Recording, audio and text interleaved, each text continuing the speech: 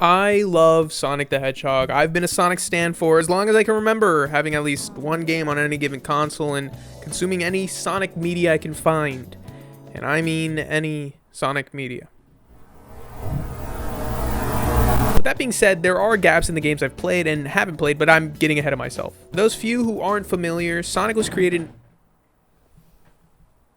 You good? Sonic was created in 1991 to combat Nintendo's big fat red guy, because, you know, capitalism. After 3 critically acclaimed games, this little blue hedgehog was riding high until the transition to 3D and Sega's failing console kneecapped his success, leading to a downward spiral in the public's opinion of the Sonic franchise as a whole and tainting his reputation forever.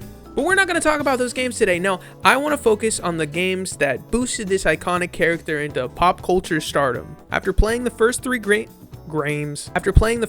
games on stream, twitch.tv/mokerjaniac, and collecting my thoughts, I think I'm ready to sit down and discuss my opinions on these classic titles.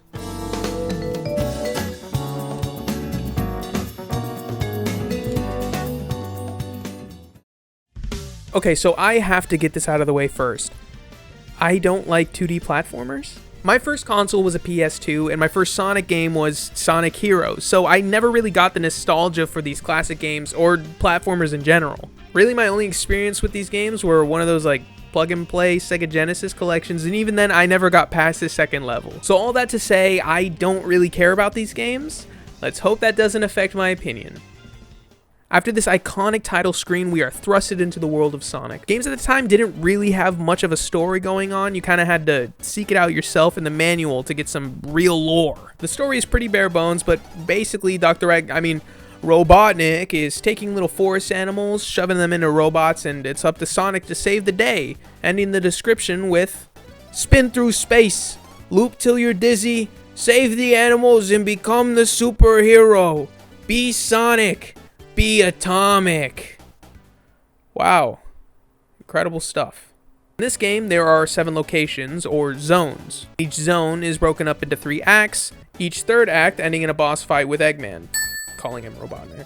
There's 7 zones in total, so let's just jump into it. There is no doubt that Green Hill Zone is one of the most, if not the most, iconic Sonic levels of all time. But I am about to add to my controversial takes. Sure, for the first level, it's good, but something about it just doesn't do it for me. Maybe it's the amount of brown checkered patterns muddying up the visuals. Maybe it's the music that honestly sounds kind of grating in its original form. Or maybe it's the fact that Sega feels like it needs to shove Green Hill Zone into everything. But I just don't find this level as iconic as others in Sonic's history.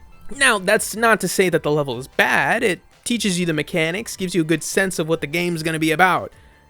Kinda. You get to run around, destroy Eggman's robots, collect rings. Oh, speaking of rings, I should probably explain what they do. Instead of having a health bar or shrinking down like Mario does, Sonic holds onto rings and drops them when hit. Oh, no. If he's hit again while at 0 rings, he dies. What the? But he's able to pick up the rings he dropped for a couple seconds. For a pseudo health system, I think that this is a genius way of doing things. It's a nice way to not punish players too much for getting hit and allows you to recover. Sometimes. Now that's not the only use for rings. If you reach the end of the level with 50 rings in hand, you are teleported to a special stage. Special stages are little mini games where you navigate Sonic as he floats around a spinning LSD trip hunting down a Chaos Emerald. There are 7 Chaos Emeralds for you to find to get the true ending. Let me get this out of the way. I played these games on the Sega Genesis collection on Steam, and there's a neat little feature where you're able to rewind time holding down the left trigger. For some reason in my mind, I thought it would be a good idea to collect all Chaos Emeralds, resulting in me abusing the hell out of this rewind feature. Anytime I would get hit, I would just rewind so I didn't have to collect all 50 rings. I will admit that me collecting all the Chaos Emeralds shouldn't count as me getting the true ending, and I am sorry for that. But let's put a little pin in this whole rewind feature, okay? After running through some green hills and dodging Eggman's balls, we are off to the next zone. The screen fades from black. You have the fresh memory of green hills, flowing water, dancing flowers, and upbeat chiptune music. You now see gloomy ruins, threatening lava, and one of the most triggering music tracks that I have ever listened to in my entire life. What a fun second level, am I right? Marble Zone is where the problems in classic Sonic really begin. Sonic's whole thing is going fast, right? Then why the would you make a second level that's opposite to that? You have to wait for platforms to move. You have obstacles preventing you from running faster. You push blocks slowly to progress. And not only that, this is where the designers really start abusing players.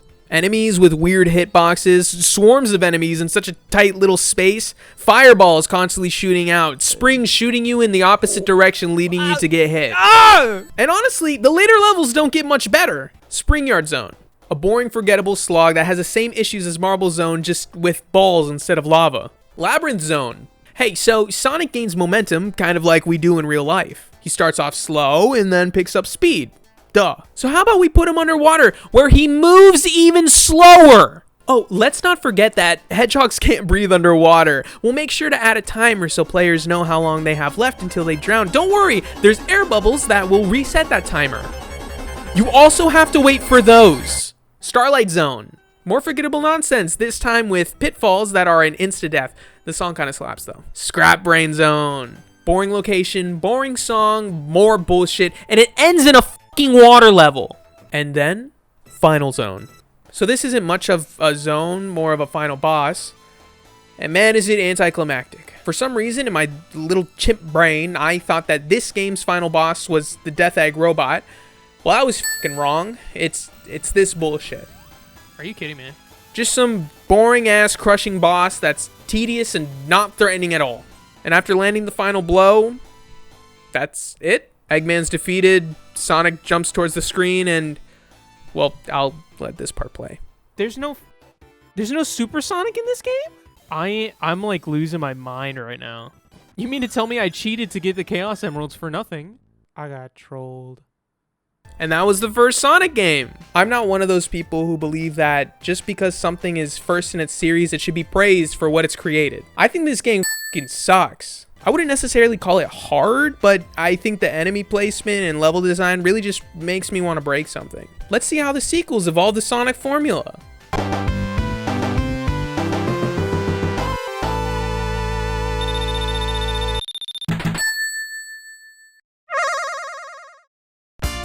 As a sequel, the goal is to add upon the original and make an even better game. And I have to say that Sonic 2 does that. Bro, shut up. Can't you see I'm recording a YouTube video? It introduces the spin dash, a move that almost instantly brings Sonic from a standstill to top speed, something that greatly speeds up the game. This game has more distinct and iconic levels like Chemical Plant Zone or Carnival Night Zone that has inspired tons of levels for future titles. They made a more engaging and less trippy special stage. Oh, and now there's actually an alternative ending that introduces Super Sonic with the use of the Chaos Emeralds. How about the fact that there's co-op? Even though I never used it, it's a great addition and introduces one of gaming's most iconic sidekicks, Tails. This game broke me. When I started this mission to play the first 3 Sonic games, I thought it would be my mission to do it right and collect all of the Chaos Emeralds, something that I've never done before. In the first game, it was a struggle, but I ended up collecting them all, at the cost of abusing the rewind feature. I was aware that doing so defeats the purpose of trying to play the game authentically, but without it, I realized that it would have been impossible for me to continue otherwise. The trend then continued to the sequel. When I get hit, I would rewind to prevent loss of rings. Thankfully in this game, you don't need to reach the end of the level, instead you need to get to a checkpoint with 50 rings. In Sonic 2, they created a new special stage. The gimmick this time is you're running forward in a half pipe, moving Sonic left and right and collecting rings. The goal to have a certain amount of rings by the end of the stage, rewarding you with a Chaos Emerald. The concept is fun, but there is challenge. The first few stages are fine, there's a few obstacles in the way that when hit make you lose rings, but it's manageable. The more emeralds you collect, the harder subsequent special stages get. There are more obstacles for you to avoid, and there are more rings required by the end. Get 80 rings! All of this, once again, is fun and it is a good challenge. The issue arises when we talk about Tails. In single player, Tails is just an AI, jumping when you jump and running behind you. For the most part, he doesn't do much other than just follow you and collect rings once in a while. But obviously, when he gets hit, it doesn't affect you, except in the special stages. I don't know why on God's green earth they decided that Tails getting hit in the special stages affects your ring count. Sure, there are moments where his collecting is beneficial, but when it came down to the final special stage, I found it practically impossible to beat. Tails moves nearly a second after you do, which makes it infuriatingly hard to control since you basically have to ignore Sonic entirely and play as Tails with a 1 second delay. And God forbid you miss one ring, then you have to do the whole thing again. Collect 50 rings, reach a checkpoint, and start from the beginning. Hey, this is David from the future. I'm just here to say that I wasn't aware that you're actually able to turn off Tails in the menu. So, fuck me, I guess, right? Anyways, bye! Even with the rewind feature, I could not beat the final special stage. At this point, I stopped playing. The rage got to me, so I ended the stream and logged off for the day. I contemplated for hours what my next plan of action was. This is impossible. I can't get the final Chaos Emerald. Would it even count if I got the true ending? Did it even count in the first place since I used the rewind feature in the first game? Should I just give up on this video entirely? Don't answer that. After deliberating, I decided I was going to restart. Forget the Chaos Emeralds, forget the rewind feature, just play the game. The next day, I played through the entirety of Sonic 2, and with this new feeling I have towards this game, it's pretty good. The game is definitely a classic Sonic game, but they built on top of what the original was supposed to be, making a much better playing experience. Better level design, better move set, and even better music. Ooh, listen to that. It really is a fantastic sequel. And sure, there's some of the same pitfalls as before, bad enemy placement, water levels, this weird glitch where Sonic wouldn't grab onto the rocket, making me restart the game, and I had to replay objectively the hardest level in the entire game all over again. All that being said, it's great. All of that led up to a difficult but fun final boss where you fight Mecha Sonic and then the Death Egg robot, all without having a single ring. Even though I'd constantly die and have to restart, it wasn't annoying, it was fair. I learned the patterns and techniques to finally defeat the final boss. Oh my god, thank goodness. Sure, I didn't get Super Sonic, but I feel like my experience with the game was fine. These games are meant to be replayed over and over again, getting faster with shortcuts, learning enemy placement and level design, collecting the Chaos Emeralds as a reward for your dedication. But I ain't doing that. I am done with this game.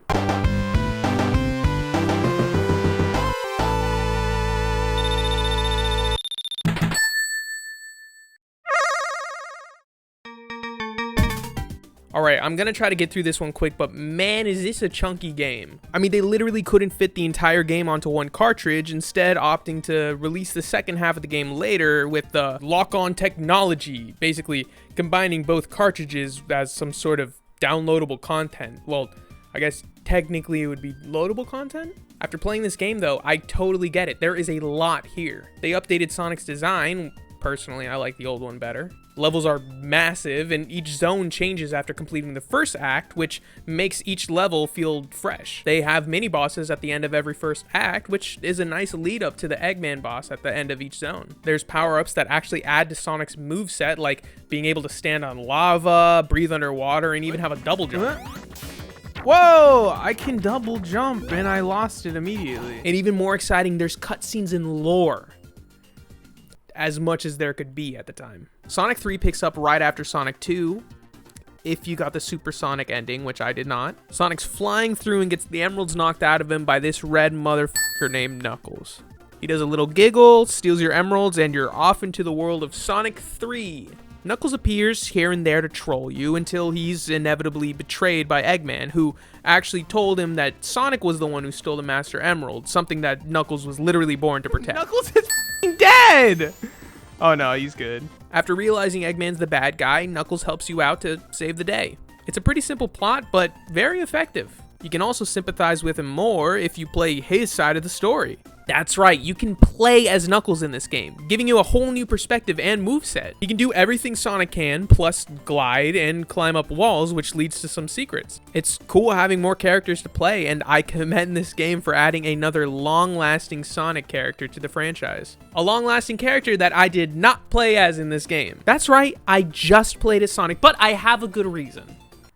This game is f***ing long. In total, there's 14 zones. Not only that, but Sega made it a point to make the levels larger in scale. It took me 3 separate streams to beat this one game versus the first 2, which took me 1 stream each. Sure, more levels is probably good, but when it's more classic Sonic, I'm begging for the ending. Each level has a little gimmick in them, which is cool, but when there's no tool or indication on how to use the gimmick, it gets infuriating. I specifically remember these cylinders in Carnival Night Zone. They were moving up and down, and I thought that me jumping on them caused them to bob higher and lower. Then when Tails would jump on them, f***ing up the momentum, I thought, wow, Tails is ruining another mechanic.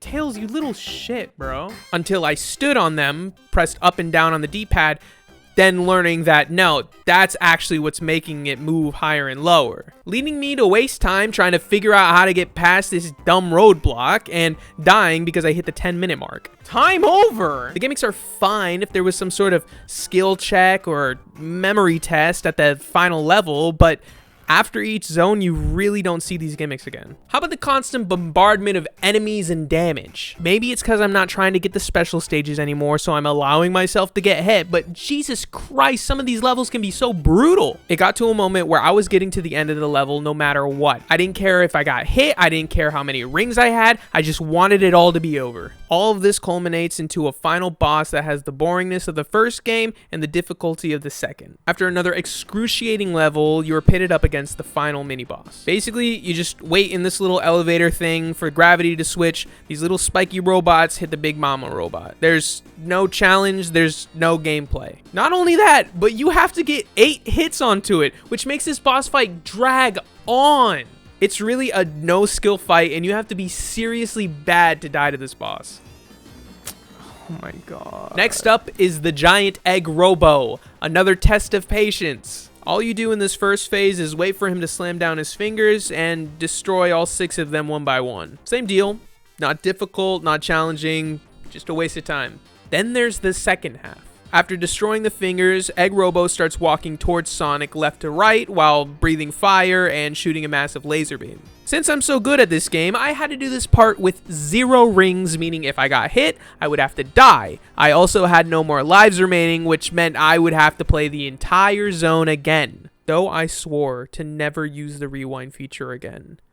This challenge left me no choice but to abuse this power once more. Alright, so let's break this down. He's slowly walking towards you as platforms fall, so if you're too far to the left, you die. But you need to go to the left to hit this little button that exposes his hitbox. That button also shoots out fire, which, if hit, would lead me to die. Once the button is hit, the Master Emerald is revealed, allowing you to damage it. After dealing damage, he charges up a laser beam that you have to jump over and dodge. There is a minor pause after the charge that tricks you into jumping early just so you get hit, just so you die, just so you have to play this damn level again. Lastly, when he's defeated, the robot explodes, causing the screen to stop, but the platforms are still falling, so if you are too far to the left, you will fall and you will die. No! Oh, but we're not done yet. After the robot is destroyed, Eggman shoots out in his little pod and you have to chase him. You run after him while platforms are falling behind and you attack his ship. This part is also annoying since once you hit Eggman, you lose all momentum, giving you a sliver of a chance to recover before falling off the edge. If it wasn't for the rewind feature, I would have died after the final hit because the screen stopped so suddenly and I landed on a falling platform. That's actually fucking bullshit, man. All that to say, this boss fucking sucks. It's somehow a mixture of boring nonsense waiting around and abusive skill checks meant for the player to get hit, die, and play the game for even longer. With Eggman defeated, Sonic falls from the sky, Tails catches him on his plane, and they fly to the island as credits roll. Sure, it's not the true ending, but anything is better than playing more of this fucking game.